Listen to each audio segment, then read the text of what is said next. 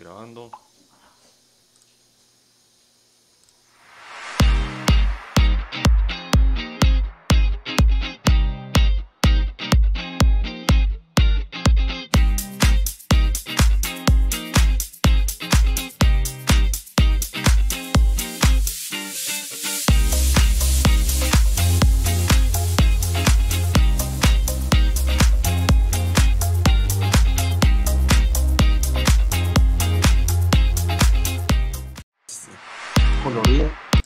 Y empezamos.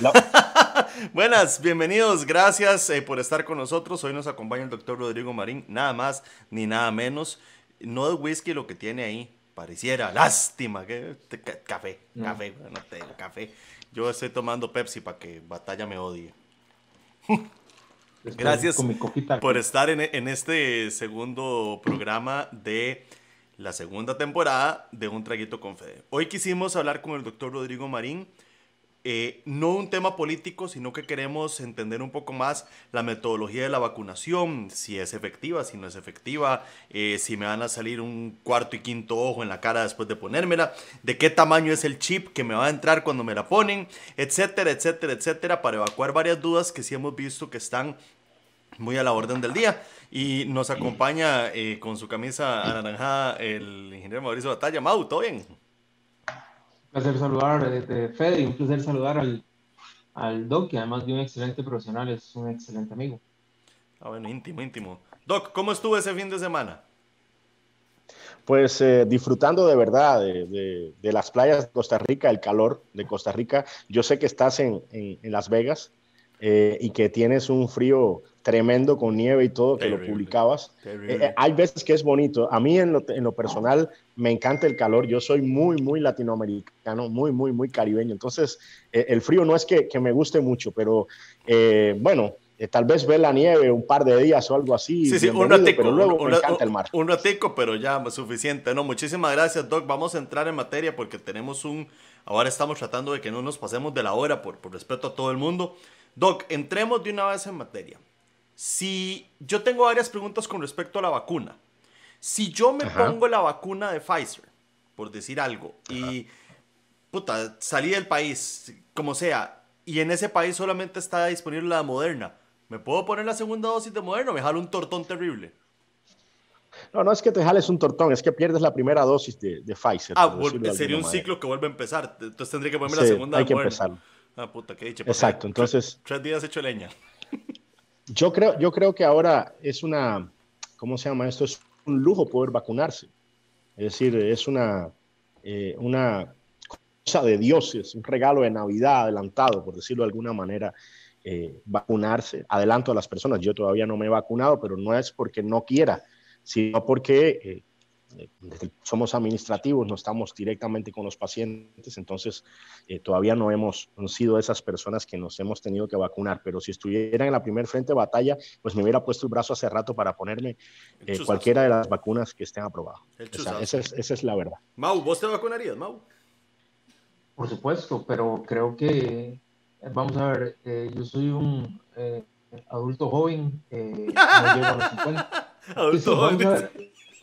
Sí, vamos a ver, no llego a los 50, no tengo factores de riesgo, no tengo ningún problema, entonces espero ser de los últimos en vacunar. O sea, creo que lo más lógico es primero darle a aquellas personas que tienen mayores probabilidades de tener algún riesgo de muerte, ¿verdad? O sea, yo estoy esperando que rápidamente mi madre y mis tías, todas adultas mayores, arriba de los 70 años, puedan vacunarse. Tal vez va a ser una de las preguntas que más adelante le vamos a hacer al doc, esa priorización que hubo y digamos, esa inconformidad de algunas gentes que todavía no han vacunado a sus padres y a sus abuelos, pero sí han vacunado a administrativos que están haciendo teletrabajo con 30 años y sin factores de riesgo. Pero bueno, tal vez como para entrar en materia, ¿por qué no nos cuenta un poquito de esta vacuna Pfizer? ¿Cuántas adquirió Costa Rica? ¿Cuántas han venido? ¿Cuál es la proyección de que vengan? Ahorita hay un impasse, no nos están llegando vacunas desde hace una semana. Que usted tal vez nos haga primero como una explicación de por qué Pfizer, cuántas se han adquirido Pfizer, cuántas de otras marcas. Creo que de AstraZeneca, por ahí ya se han adquirido también, ¿cuándo irían a venir? ¿Cuáles son las diferencias entre esas vacunas? Tal vez que nos hable un poquito técnicamente de todos. Vamos a ver, en Costa Rica quiero partir diciendo que esto es fuera de los partidos, fuera de la política, absolutamente todo. Y Costa Rica tiene desde hace muchísimos años un programa de vacunación sólido, fuerte, técnicamente muy correcto, es decir, con una Comisión Nacional de Vacunas que tiene infectólogos, pediatras, inmunólogos, infectólogos de adultos, tiene médicos, tiene neumólogos, tiene al ministro de Salud de turno, al director de Vigilancia de la Salud, es decir, es una comisión compleja que compuesta por varios profesionales y que prácticamente es la que dicta los lineamientos técnicos para las vacunas, cuáles se van a comprar, qué tipo de marca, etcétera, etcétera. Eso es una cosa muy importante que decir, se reúne una vez al mes, también es algo muy importante, es regida por la Contraloría General de la República, por todas las leyes habidas y por haber, y es presidida por el ministro de Salud de turno. Cuando se da el tema del problema tan grande de COVID a nivel mundial, Costa Rica corre, y eso es una cosa que es de país, de todos, porque al final la vacuna la pagamos todos, corre Costa Rica y es capaz de asegurar para el país 6 millones de dosis. 6 millones de dosis de vacunas, es decir, para cubrir a 3 millones de personas. Recordar que esta vacuna no se le debe poner a las personas, por ejemplo, las vacunas no se ponen para menores de 16 años. Entonces es importante también decir que hay una población importante de costarricenses de 0 a los 16 años o de 0 a los 18, porque Costa Rica tomó en cuenta la mayoría de edad en Costa Rica para vacunar a los mayores de 18 años. Entonces con esas 6 millones de dosis prácticamente se cubrían a 3 millones de personas, se cubrían a 3 millones de personas, y si por si fuera poco, también Costa Rica pensó en aplicar o aumentar un poco más a 640,000 dosis, presupuesto que ya fue aprobado por la Asamblea Legislativa para salir a comprar estas vacunas. Hay que decir también que comprar estas vacunas no es como llegar a una pulpería y comprar cualquier cosa. Hay muchos países que llegaron con la mano, con el dinero en la mano, etcétera, etcétera. Y les digo algo, es decir, porque hubo una nebulosa, una atmósfera un poco compleja con relación al precio de las vacunas. Por ejemplo, la vacuna de Pfizer a Costa Rica le costó alrededor de los $12, que fue ya Vox Populi, mientras que, por ejemplo, en Estados Unidos costó 17, solo para que tengan ustedes una idea. Pero eso no fue una nebulosa, eso como siempre son problemas de comunicación del gobierno, sí. Porque así como usted lo está diciendo aquí, desde el primer momento que se pregunta, dice, aquí está la información, y no se dice que no, que es prohibida, que es oscura, entonces por ahí es la nebulosa muchas veces. Entonces, $12 a Estados Unidos, por ejemplo, le costó 17, para que tengan ustedes una idea. Las vacunas pueden estar desde los $4 FOB hasta los $20, $25 por dosis, ¿cómo se llama esto? Puestas en un país. Hicimos un buen negocio, digamos, como país hicimos un buen negocio. Yo creo que se hizo un buen negocio. Claro, Costa Rica compra... No, lo interrumpo. Compra 6 millones de dosis. Yo tengo una duda, porque cuando dicen que en Estados Unidos costó $17, esa diferencia entre el precio que pagó Costa Rica y el precio que está pagando aquí en Estados Unidos, ¿es la base que se usa para el COVAX? Exacto. Okay. En parte es esa, y en parte también te voy a decir muy importante, es decir, tal vez Pfizer haya dicho, bueno, Estados Unidos es un país más grande, no lo sé, es decir, ya esa parte yo no la sé, ¿verdad? Yo no me metí en esa parte muy fina, es decir, yo creo que el negocio para Costa Rica fue bueno, incluso, se los digo honestamente, si a mí me hubieran dicho $100, tuviera que firmar, hubiera firmado si hubiéramos tenido el dinero por $100 por vacuna y vámonos, es decir, por tal de levantar la economía otra vez y que en este país haya ¿cómo se llama esto? Que se pueda otra vez ver la luz y ser uno de los primeros países en el mundo, como se dice, con vacunación. Eso es una realidad y todos los esfuerzos que estamos haciendo es en ese sentido. Para resumirte, 6 millones de dosis, 1 millón para AstraZeneca, que están comprometidos, 3 millones con Pfizer y 2 millones con COVAX. Y además hay un presupuesto que les decía, ya aprobado por la Asamblea Legislativa, de más de $1 millón, ahora no me acuerdo si fue 1.200.000, 1.300.000, para poder comprar 640,000 dosis adicionales, ¿verdad? Con lo cual prácticamente Costa Rica estaría asegurando la vacuna a todas las personas mayores de 18 años. Eso es una cosa importante a tener en cuenta. Por ahora, Costa Rica han entrado más o menos 100,000 vacunas, 120,000 vacunas más o menos, y se han aplicado 40,000 vacunas. Ese es otro tema que ha estado también en un tema de discusión, ¿verdad? Yo creo que ha sido un tema de comunicación más que todo. En este mundo, pues seguramente habrá un vivillo por ahí más que otro. Por eso empiezo diciendo que yo todavía no me he vacunado, porque no estoy en la primera línea de batalla.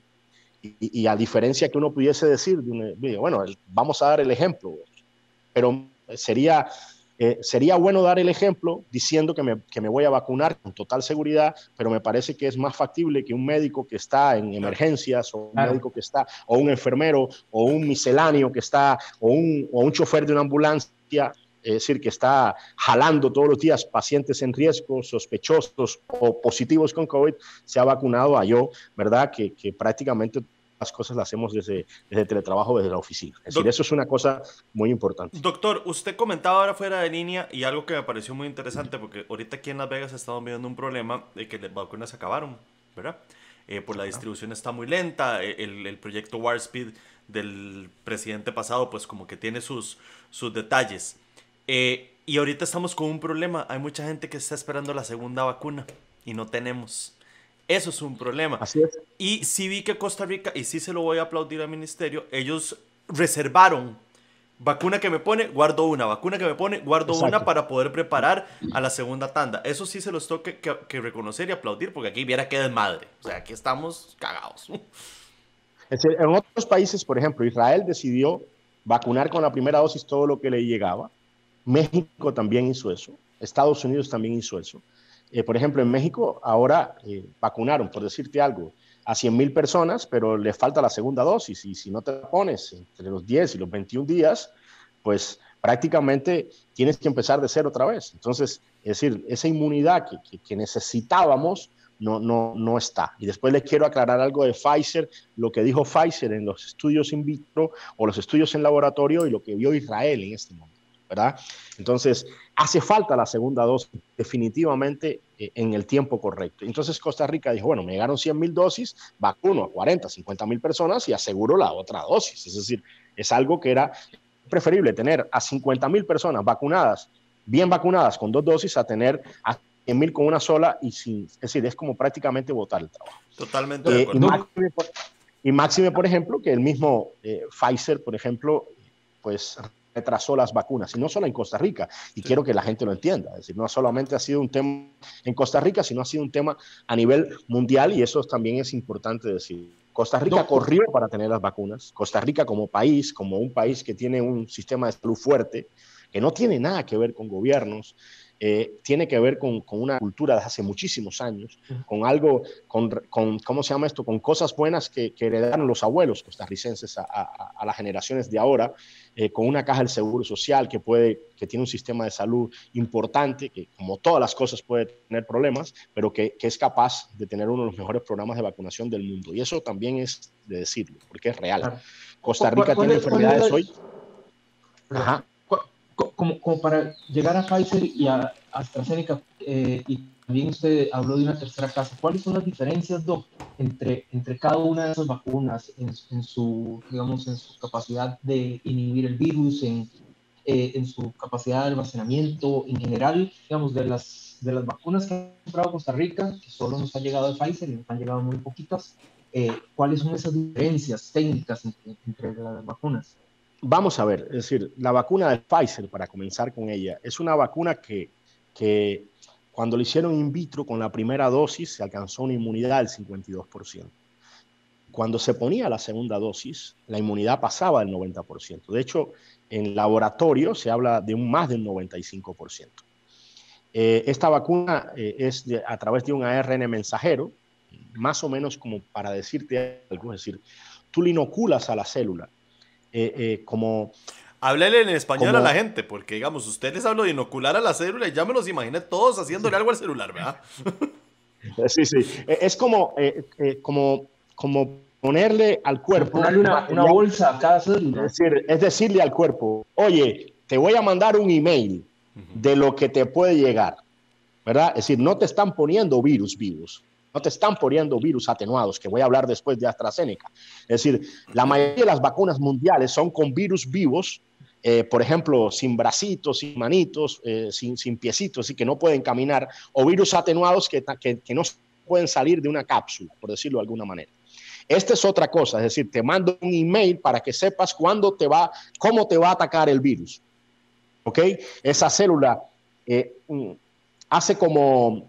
genera como la proteína del virus, es decir, como imagina con lo que te van a atacar y el cuerpo reacciona ante eso. Se llama ARN mensajero. Básicamente, eso o sea, una... le llama y le dice, madre, vea, bicho, le van a caer un par de madres por la acera de la derecha, vienen así vestidos, prepárese. Es básicamente lo que va a pasar. Exacto. Entonces, pero te da tiempo, tú sales, te armas, sí, o no sales esa noche, es decir, no sé, vas con un grupo de amigos, claro. Así, el cuerpo levanta inmunidad de esa manera. Es algo nuevo, moderno, es real.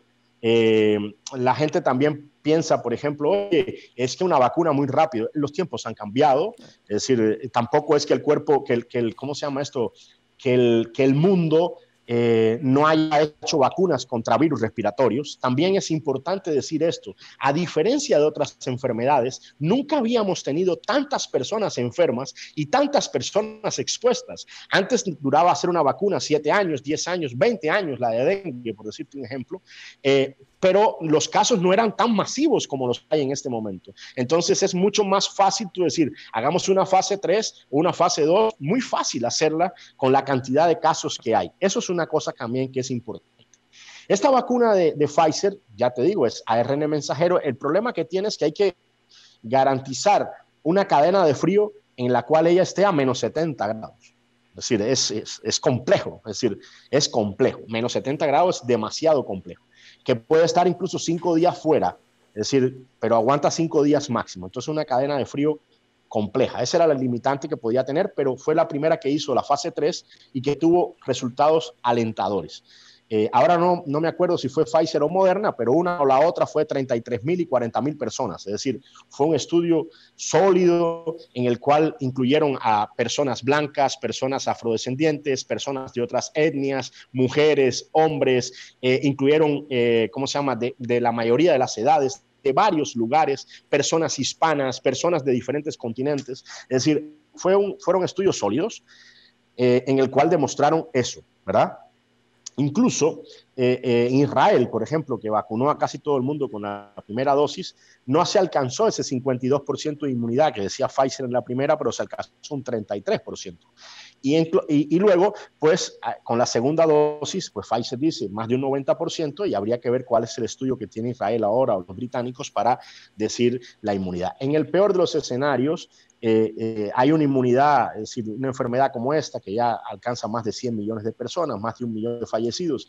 Si tú logras tener una inmunidad del 70% de la población, sería una bendición. Que eso es justamente lo que yo quería preguntarle, porque yo había leído en algún lado, y no lo tengo a mano y puedo estar bateando, puedo ser un gran jetón, pero no importa lo que me digan, que la de la influenza le protege a uno el 70%. Sí, la influenza, hay vacunas de influenza, tiene que ver mucho en qué virus está circulando, cuándo te la pones, en qué, si te la pones en el hemisferio norte, en el hemisferio sur, depende de muchas cosas. Ahora, eso, pero podemos decir que un 70%, estamos cuidados, estamos bien. A mí las vacunas que me gustan son las que tienen más de 90%. Es decir, una vacuna de más de 90% es top, sí, ¿verdad? Ahora, en una enfermedad como esta, lograr en menos de un año tener una vacuna que cubra en laboratorio un 90%, más de un 90%, y que hasta ahora, ¿cómo se llama esto? Las reacciones adversas que has tenido, y luego quiero hablar de las reacciones adversas y todas las cosas, de las reacciones adversas que ha tenido han sido muy pocas. Es decir, si decimos, se han vacunado 1 millón de personas y han tenido anafilaxia, por decirte algo, 200, 300 personas, es prácticamente nada. Es decir, posiblemente haya más personas arrancándose la uña allá afuera o de tropezones en la calle, rompiéndose la cabeza, que lo que puede pasar ahí. Es decir, eso pasa normalmente con cualquier medicamento y con cualquier cosa. Hasta ahora han sido muy escasas. Además, algo muy importante, y eso no es un comentario mío, eso es una frase del doctor Fauci, al cual respeto muchísimo. Yo subí al otro día una entrevista de él en mi cuenta de Twitter, y en esa entrevista decía, ¿por qué las vacunas, ¿cómo se dice? Después de 60 días prácticamente Si no hicieron nada en 60 días, el 90% no van a hacer nada. Yo la vi. Porque el 90% de los efectos adversos de la vacuna no van a salir a los 3 años, ni vas a salir con problemas, como si en 10 años se te va a virar la boca o vas a hablar en otro idioma. No. Es decir, si lo que no pasó en 60 días, es más, en 50 días, lo que no pasó en 50 días no va a pasar con total seguridad. Entonces, por eso la FDA pone como límite 60 días para saber si tiene efectos adversos o no. Y cuando no vio que tenía efectos adversos, es decir, complejos, dijo, bueno, pues aprobada la vacuna porque ya pasó los 50 días y me pasé 10 días más. Y eso es importante también que la gente lo entienda. Y la diferencia con AstraZeneca, que compramos 1 millón de dosis, o sea, vamos a ver, usted sabe que aquí todo el mundo, el que no llora, grita también. No, es que a mí me pusieron Pfizer, ¿por qué me van a poner AstraZeneca si la probabilidad de que me proteja es un poco menor?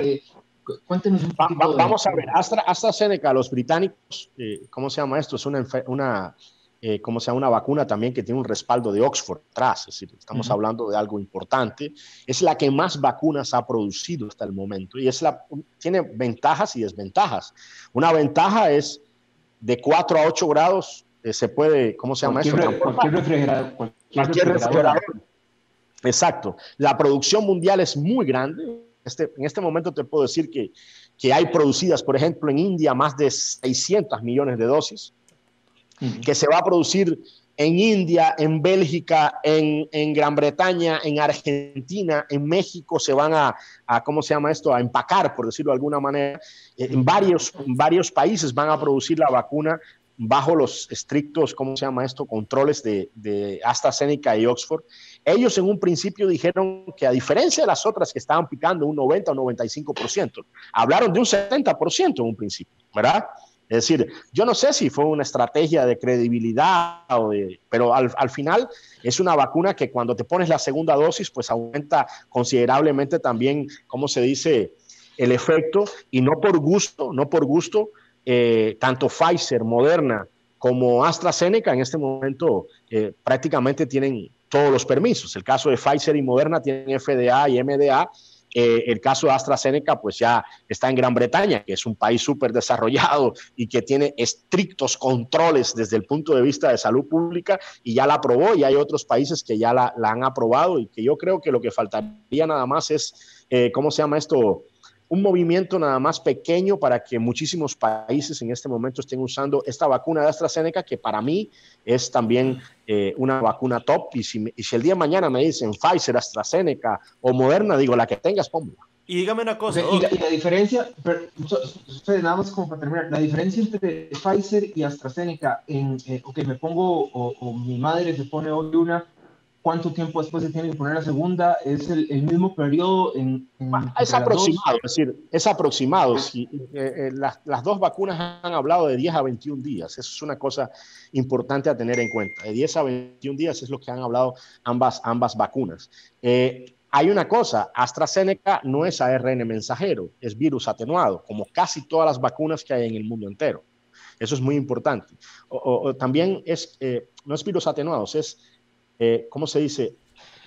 Agarran un adenovirus, le ponen, ¿cómo se llama esto?, material de COVID, y el cuerpo reacciona como si fuera un virus. Es decir, es como algo que se hacía hace mucho tiempo. De hecho, también es la misma tecnología, por ejemplo, de la Sputnik, esta rusa, de la Soberana cubana, es decir, muy parecido a la tecnología que están usando ellos, bueno, con las diferencias abismales que puede haber de tecnología entre un país y otro, pero ¿cómo se dice? No la tecnología, sino la estrategia o la forma de las vacunas es muy parecida entre esas tres. La Sputnik. A mí esa Sputnik, viera que esa yo sí siento que me la pongo y los 3 días después estoy raro. Porque la Sputnik, si no me equivoco, salió hace ya 2-3 meses. Y salió, recuerdo, leí hace poquito donde decía que es 100% efectiva. Y eso todavía me dice a mí. Okay. No, es que los rusos tienen 2 vacunas. Los rusos tienen 2 vacunas. Okay. Una, que es la Sputnik, que es de esta manera que te estoy hablando, a través de adenovirus, le meten material de COVID dentro, y otra vacuna que dicen ellos que tiene, ¿cómo se llama esto? El 100%. Esta otra vacuna no tiene el recorrido que ha tenido el Sputnik en este momento. Yo quiero que la gente, ¿cómo se llama esto? Me vaya a malinterpretar. Yo quiero decirle mi experiencia con los rusos y créeme que no tengo absolutamente nada que ver con la izquierda. Yo tengo en mi cuerpo alrededor de, por decirte algo, del 60% de las vacunas rusas o cubanas. Y ¿cómo se llama esto? Y estás bien, estás bien. Sí, estás bien. Y hasta ahora no me ha pasado absolutamente nada. Ni he hablado ruso, hablo un poco más de cubano de la cuenta, pero no he hablado ruso nunca. Los rusos son capaces de ir a la playa y vacilar. Y va a la playa, va al yate y la vara, y todo bien, todo bien. Y al yate y todo, sí, todo. Exacto. Exacto, bueno, ese fue tal vez algún efecto que me dio mal. Yo, ¿cómo se dice? La mayoría de las vacunas, ¿cómo se dice? Los rusos son capaces de, por ejemplo, ir al espacio, igual que los americanos. Sí, sí. De hacer un portaavión, igual que los americanos. De hacer, ¿cómo se dice? Un avión, igual que los americanos, sí, es mucho más feo. Eso es real. Tienen las capacidades. Sí. Yo creo que Rusia es una potencia, eso es una cosa, ¿cómo se dice? Es un ejemplo también desde el punto de vista, es una potencia a nivel económico mundial, eso que quede claro. Ellos incluso la fase 3 no le pagan a nadie, la fase 3 lo hacen con todos los militares, con los estudiantes de medicina y con voluntarios, entre comillas, que le dicen, si no te la pones, ya sabes. Y entonces tienen una fase 3 que es casi una fase 4, porque en la fase 3 de Pfizer y Moderna fue de 35,000 o 40,000 personas, ahora no me acuerdo una de las dos, cómo están, y esta puede haber sido de 1 millón de personas, por decirlo de alguna manera. Claro. Es decir, muy probablemente haya sido, ¿cómo se llama esto?, de muchas más personas. Entonces ahí donde está el problema. Es decir, digo, donde está la ventaja que puede tener, ¿cómo se dice?, la vacuna rusa. Yo, los estudios que he leído, ¿cómo se dice?, son estudios que no cumplen con ninguna autoridad, ¿cómo se dice?, a nivel internacional, como FDA, MDA, es decir, no llenan esos estudios, pero quiero dejar eso nada más ahí en el ambiente, que los rusos, sí es cierto, que no comparto con ellos, ¿cómo se llama esto? La parte, ¿cómo se llama esto? De la izquierda ni nada, y quiero dejarlo claro también. Exacto, son capaces, son una potencia mundial en muchísimas cosas y son capaces de hacer vacunas hace muchísimos años también y tienen una industria muy fuerte también, ¿me entiendes? Y eso quiero dejarlo claro también. Doc, usted estuvo, tal vez como cambiando un poquito el tema y siguiendo el tema, usted estuvo o ha estado en este comité de vacunas que generó la priorización y de cómo se iba a empezar a colocar la vacuna, ¿verdad? Si mal no entendí. Vamos a ver, yo estuve hasta el 20 de julio, ¿verdad? Es decir, la comisión la preside el ministro de Salud, está el director de Vigilancia de Salud, que es el que sustituye al ministro de Salud. Yo en esta específica reuniones internas de la Comisión de Vacunas, ¿cómo se llama esto? No he estado para decir quién o no, pero tengo confianza extrema en que lo que ahí se habló fue priorizar los grupos de riesgo primarios, es decir, primero, ¿cómo se llama esto? A las personas que están en la primera línea y luego pasar a las personas de mayor riesgo. Siempre, ¿cómo se llama esto? Por ejemplo, quienes pudiesen ser también en primera línea, los médicos de los hospitales privados, los misceláneos de los hospitales privados, los de la Cruz Roja, los muchachos de migración del aeropuerto, es decir, hay mucha gente que también son parte uno, también es importante. Los que atienden los albergues con casos de COVID-19, es decir, tenemos cerca de 15 albergues donde esas personas están viendo personas positivas todos los días. Es decir, esas son personas importantes. Que se meta siempre algún gol por ahí, que tal vez no haya sido, ¿cómo se llama esto?, 100% lo que desde la Comisión de Vacunas se ideó. pues ya esa parte, pues no lo sé, pero... Pues siempre va a existir la persona, el vivazo, el clásico vivazo que dice, más están poniendo vacunas. Yo conozco a fulanito, sutanito, venga, Paicho, cédeme a mí, y listo. Y me parece todo entendido que una vez que eso sucede, hay una obligación, y abro las comillas, de, ok, cabrón, vos estás teletrabajando y te vacunamos y tal vez sos el informático. Ahora tenemos que vacunarte la segunda dosis. Sí, ese país ya no la puedes perder. Ahora, vamos a ver, también es importante decir hay cosas, es decir, yo no sé casos específicos, no voy a meterme en eso, ¿verdad? Pero, por ejemplo, el día de mañana hay un problema serio en un hospital y al que mandan es a mí, por decirlo de alguna manera. Es decir, y así posiblemente haya muchos médicos, por ejemplo, radiólogos que ven en su casa las cosas, pero esos van a los hospitales también a hacer ultrasonidos a los pacientes. Es decir, hay cosas y cosas, es decir, cosas y cosas. Yo creo que los primeros son los tipos que están arriba de las balas, es decir, los de la infantería, por decirlo de alguna manera, que serían los de emergencia, los de la Cruz Roja, incluso me amplié un poco más, los chicos de los albergues, los chicos que están en migración, que tú no sabes si la gente que está entrando están positivos o no.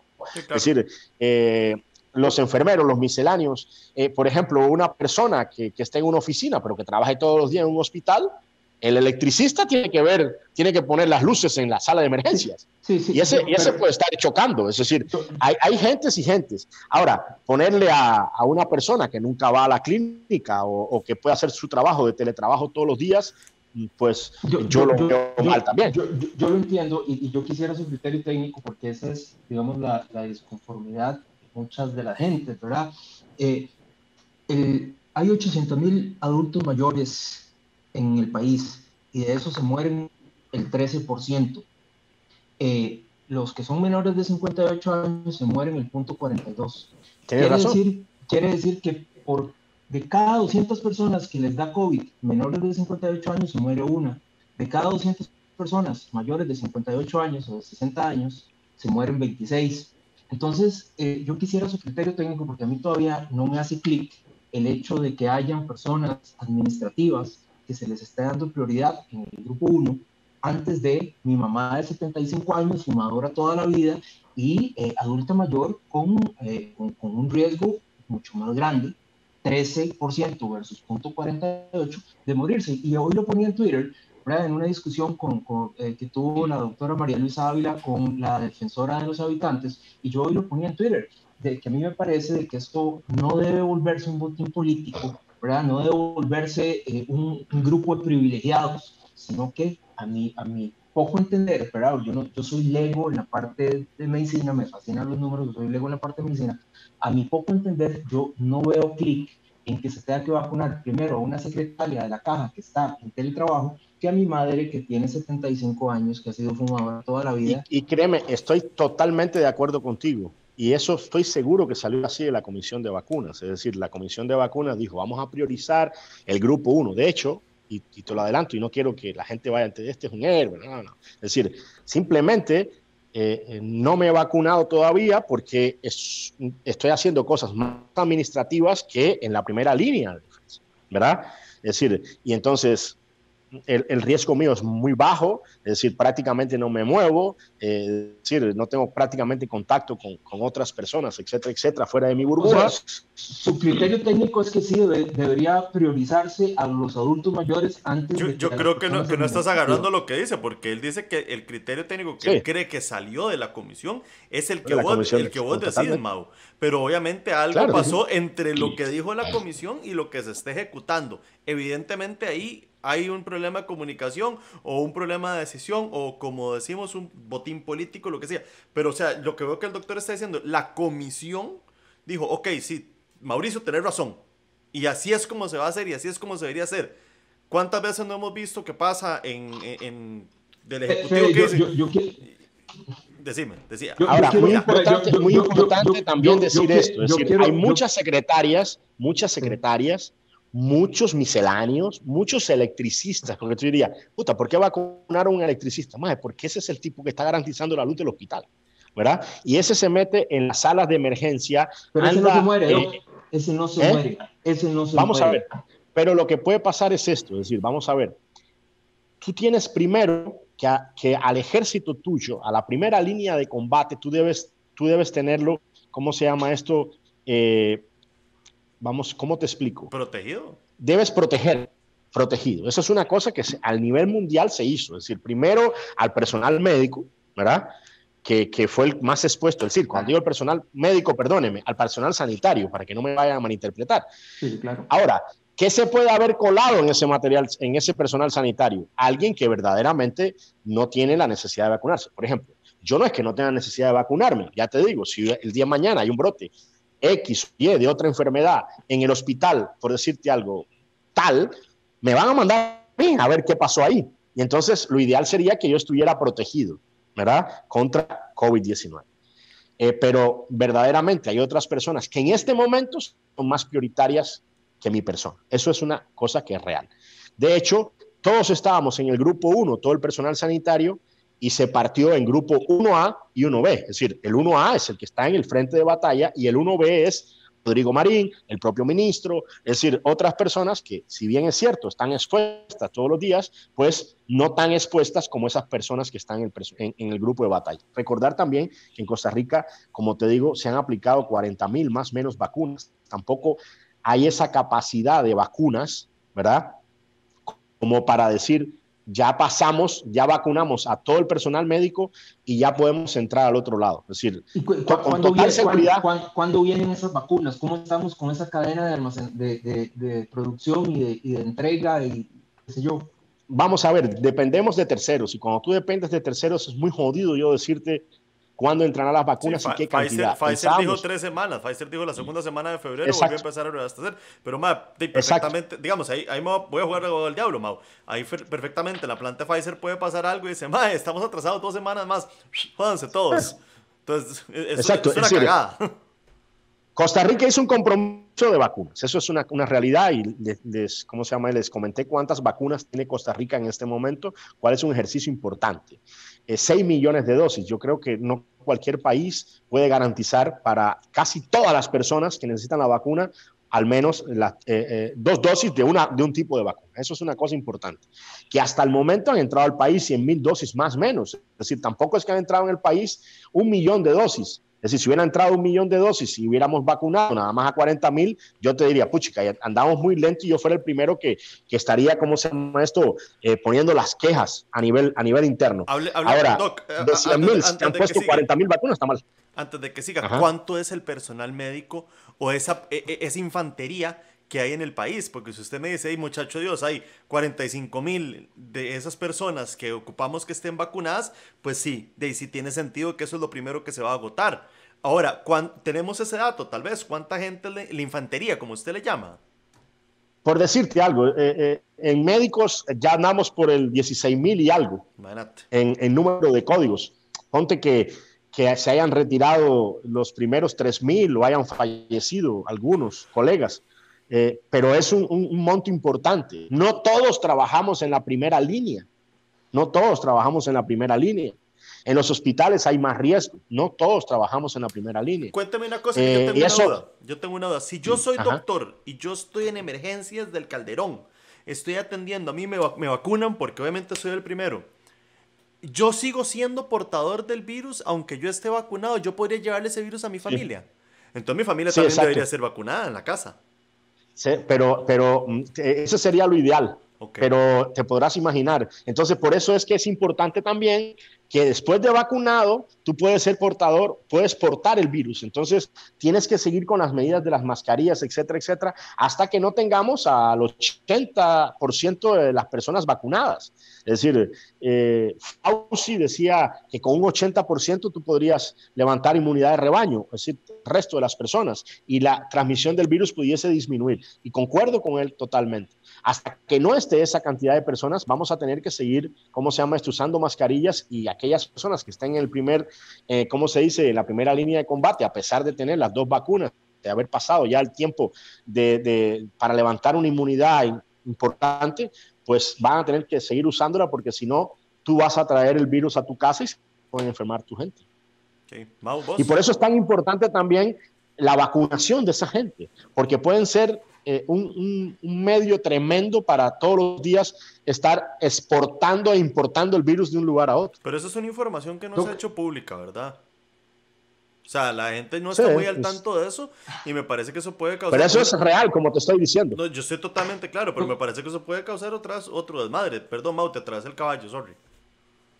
No, su criterio, vamos a ver, salía hace un par de días en La Nación la tasa R en 0.89, la más baja en los últimos 3 meses. Veía hoy yo en las estadísticas que siempre llevo y que siempre me gusta llevar, a la baja las hospitalizaciones y a la baja las UCIs.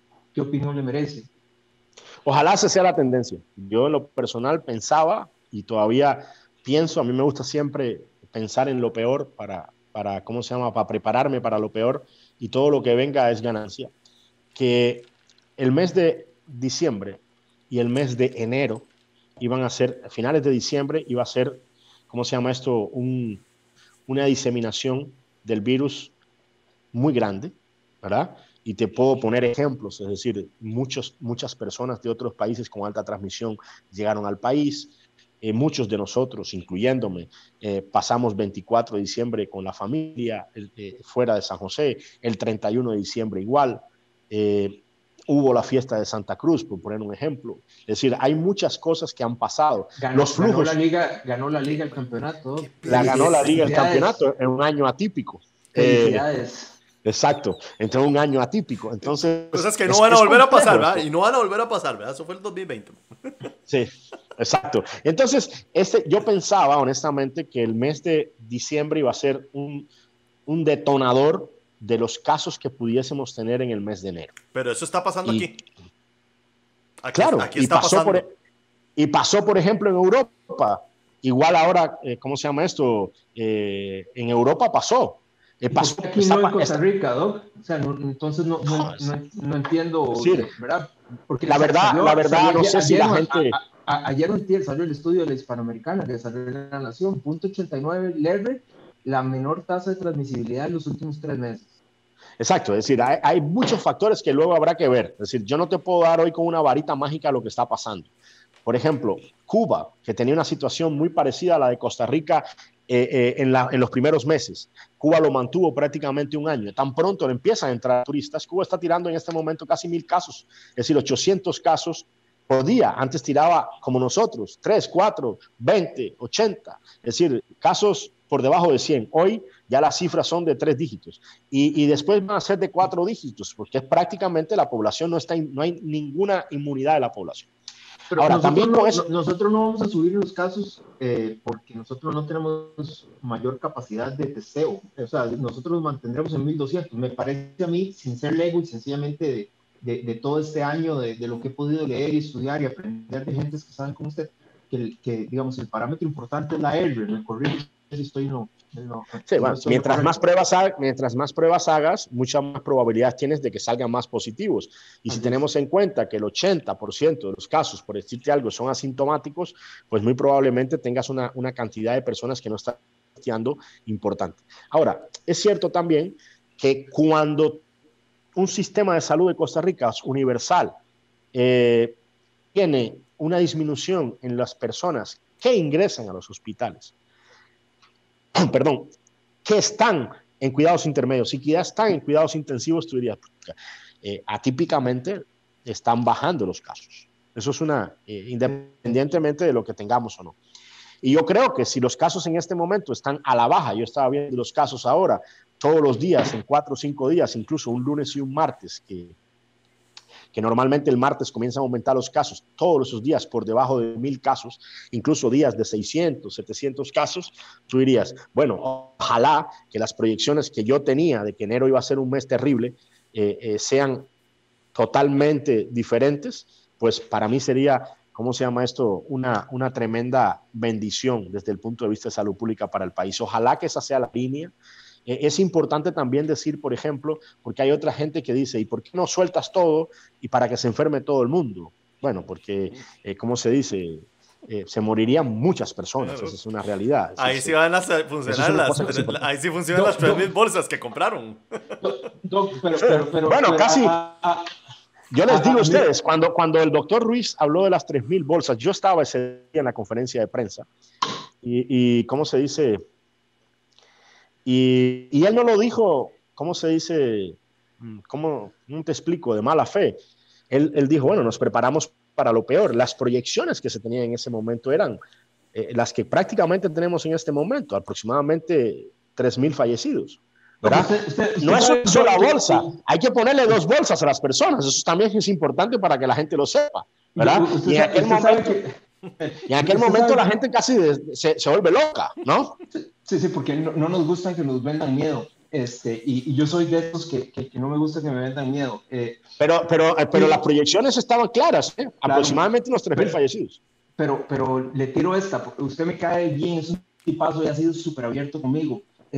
Y sale ahora la comparación de muertes anuales del Tribunal Supremo de Elecciones 2020 con menos muertes que el 2019. Exacto, te voy a responder. Esa pregunta también me la hizo el expresidente Miguel Ángel Rodríguez el otro día. Y te voy a decir, el COVID ha tenido cosas muy malas, pero el mundo yo creo que ha aprendido cosas del COVID. Desde esta forma que estamos reuniéndonos ahora nosotros, desde entrevistas que se hacen en televisión a 5.000 kilómetros de distancia, ¿verdad? También nos ha enseñado a lavarnos las manos, ¿ok? Es decir, ¿cuántas personas menos se pueden haber muerto de diarreas? Un montón. Es decir, yo sigo con la duda, pero ¿qué putas hacían antes? Que no se lavaban las manos la gente. No, la gente no se lavaba las manos. Es decir, ha habido una disminución importantísima a nivel mundial de los casos de diarrea. Ha habido una disminución importantísima de casos de virus respiratorios. Incluso, no sé a ustedes, si ustedes piénsenlo al interno, después contestan ustedes mismos, pero a mí me daba gripe a cada rato y yo me vacuno con influenza siempre. Sí. Pero este año yo no he tenido gripe nunca. No sé si el virus compitió, porque eso puede ser una cosa luego que se puede estudiar, o las medidas que se tomaron fueron tan importantes como para que otras enfermedades no, ¿cómo se llama esto? No surgieran, por decirlo de alguna manera. Yo me voy a dar este tema del teletrabajo también ha disminuido un poco el estrés de muchas personas. En los trabajos, en las casas puede ser al revés. Sí, yo me voy a dar a la tarea, después se lo mando ahí por WhatsApp, la distribución de muertes, no solo la cantidad de muertes, sino que la distribución de muertes para ver si... Sí, por causas, para ver si ataques cardíacos bajaron, entonces quiere decir que entonces sí el estrés, o más bien subieron, quiere decir que la esposa no aguanta al esposo, o el esposo no aguanta a la esposa. Pero la gente salió menos, es una cosa que es real. Es una cosa que es real. Es decir, me imagino que... Menos accidentabilidad, claro. Menos accidentes. Menos accidentes. Tema sensible, Doc. Viera que hoy no quise tocarlo. No quise tocarlo. Perdemos la amistad. Ese tema es súper sensible, Pamau. Sí. No, pero ahí te puse 3 ejemplos o 4 ejemplos que bien pudiesen haber incidido, ¿cómo se llama esto? En ese tema. 4 ejemplos que pueden haber incidido. Luego, mucha gente estuvo en casa. Unos tal vez comieron de más, otros hicieron más ejercicios, otros comieron más sano, por decirlo de alguna manera. No comían tanta cosa. No sé, es decir, todos nos engordamos, Doc, todos nos engordamos. Sí. Bueno, sí, eso es cierto. Porque entonces, todos al mismo tiempo estuvimos, digamos, menos activos de alguna manera, pero bueno, sí, es un bonito caso de estudio. Fede, yo voy a hacer mi pregunta de cierre. Doc, ¿cuál es su perspectiva? ¿Cuándo cree usted que Costa Rica vuelva a no tener restricción los fines de semana de su amigo Salas? ¿Cuándo Costa Rica vuelve un poquito a liberarse en muchas otras cuestiones, a llegar nuevamente a una vida relativamente normal? ¿Cuál es su perspectiva? Bueno, voy a contestarte. Es decir, Costa Rica, a diferencia de otros países, te voy a poner el ejemplo de Panamá, es decir, es un paraíso a la par de otros países, ¿verdad? Es decir, en otros países las restricciones han sido terribles, en Europa misma, etcétera, etcétera. Panamá tuvo todas las restricciones del mundo y tiene todos los casos del mundo. Entonces, bueno, igual sería otro tema para poder discutir. Exacto. Y Nicaragua, que tú no sabes qué tiene. Es decir, es un tema para discutir. Es una burbuja, pero solo ellos saben. pero no hay muertos en la calle. Exacto, eso también lo dije el otro día. Me decían, sí, pero digo, Leo, sí, pero con la cantidad de nicaragüenses que tenemos acá, nos hubiéramos dado cuenta cuántas personas hay muertos en la calle. Ese es un tema que luego podríamos conversar. Pero con un whisky y en algún restaurante. Sí, no, exacto. Y también hablar, por ejemplo, no me gusta, cuando uno habla de esos temas, siempre en epidemiología, en medicina, 2 más 2 no es 4. Es decir, siempre te salta algo que no es lo que tú crees. Entonces, habría que ver la genética, habría que ver, no sé, muchas cosas ahí que pudiésemos tener en cuenta luego para hablar. Yo creo que hasta que dependemos mucho de cómo se llama esto, del flujo de vacunas. El país hizo el esfuerzo de garantizarle al menos 2 dosis a las personas, a 3.600.000 personas en Costa Rica, con lo cual prácticamente estamos hablando de ¿cómo se dice?, del total de personas mayores de 18 años. Eso es una cosa importante. 72% ahora, de la población. Exacto. Tendríamos que ver también cuánto dura esa inmunidad, porque esa es otra de las cosas, otra de las interrogantes grandes que hay en este momento. ¿Tendríamos que poner la vacuna todos los años? Esa es una interrogante. Eso es una interrogante importante. Las nuevas cepas, ¿cómo se llama esto? ¿Esta vacuna responderá ante estas nuevas cepas? Esa es otra interrogante. Ya Moderna dijo que sí. Pfizer había hecho, ¿cómo se llama?, estudios contra la que había salido en Inglaterra o en Gran Bretaña, no así contra la sudafricana y ¿cómo se llama esto? Y la de la Amazonía. Es decir, son muchas interrogantes que hay en este momento que habría que responder luego. Yo creo que Costa Rica y el mundo, ¿cómo se llama esto?, pudiésemos estar pensando en una vida cercana a la normalidad con algunas restricciones en el segundo semestre de este año.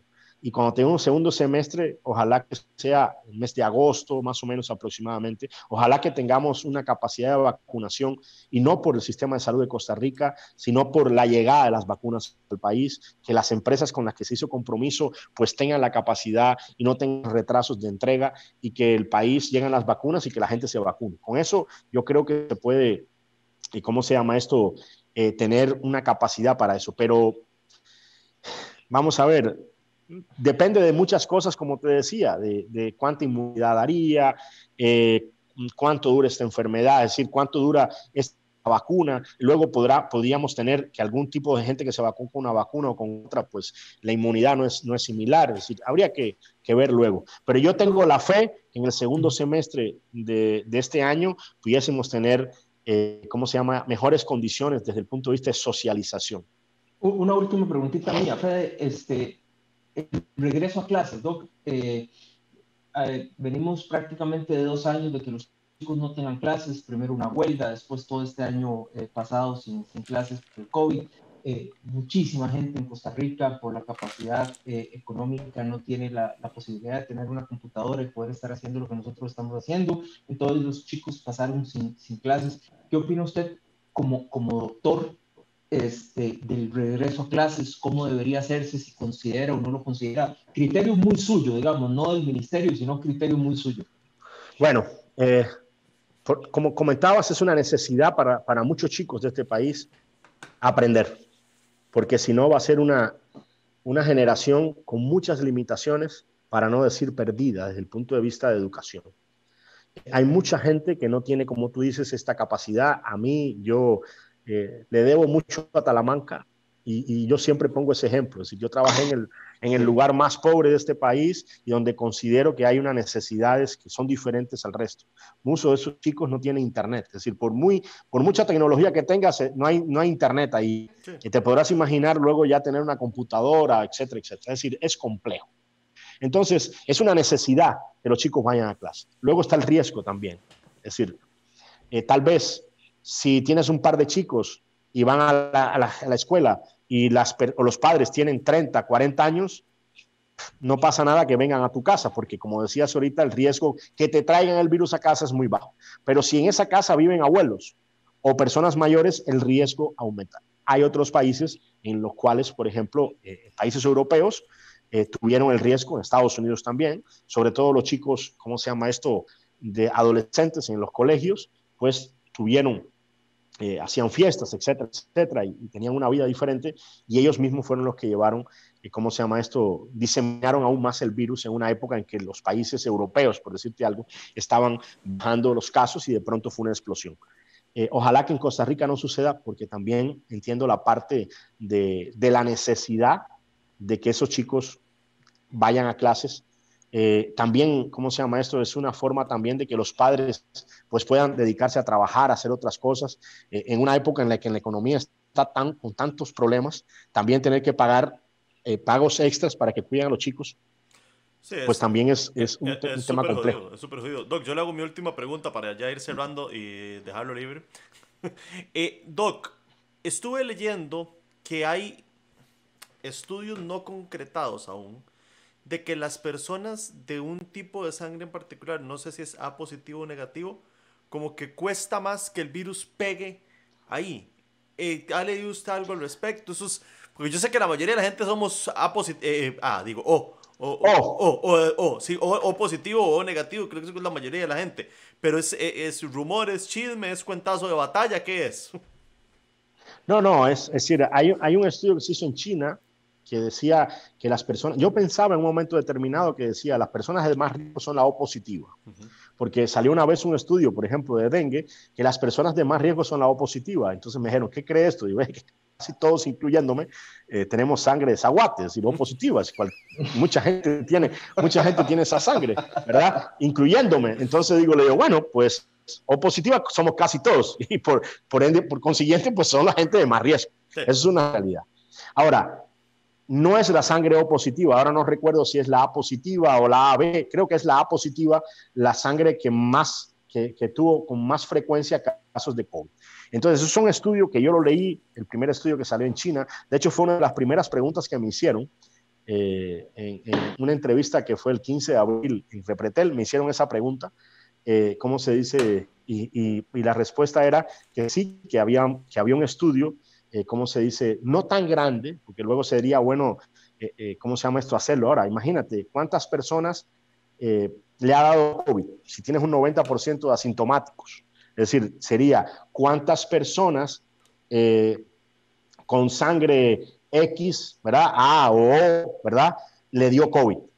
Tienes un 90% que prácticamente no le hiciste pruebas, no sabes si lo tienen o no. Entonces es una pregunta que ahí está. Ahora, pudieses hacer a todas las personas que han ido al hospital, es decir, que tienen síntomas importantes de COVID, no graves, sino síntomas importantes de COVID, se le ha hecho también, ¿cómo se dice? Grupo sanguíneo y factor RH, habría que pensar, es decir, no lo sé.